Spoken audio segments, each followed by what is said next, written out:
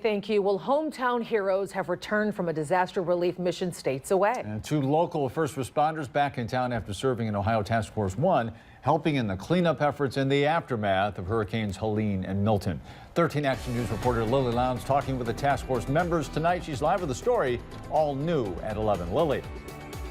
Ohio Task Force 1 is back from a record-breaking deployment to North Carolina and Florida. The disaster relief group spent 3 weeks helping after two major hurricanes, Milton and Helene, ravaged the southeast. I spoke to two members of the team that are from right here in Northwest Ohio.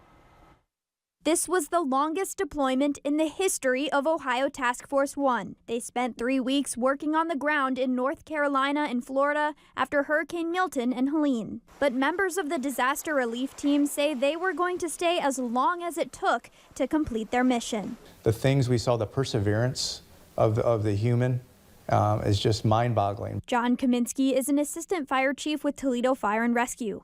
He served as a leader in Ohio Task Force 1, which is 82 members strong. The team helped through the devastation of multiple natural disaster events over the 21 days they were there.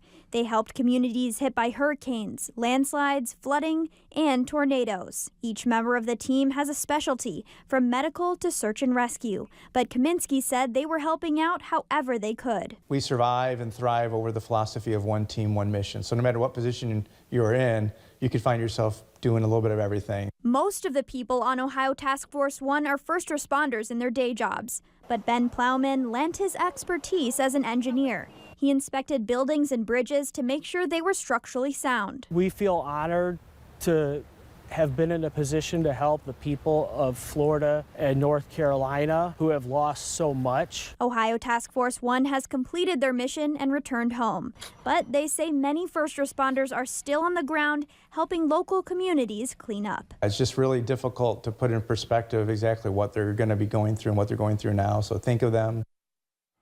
And what's next for the members of Ohio Task Force 1? Well, their deployment is officially over, so they say they're getting some well-needed rest before returning to their everyday lives. Christian. Lily Lowndes reporting.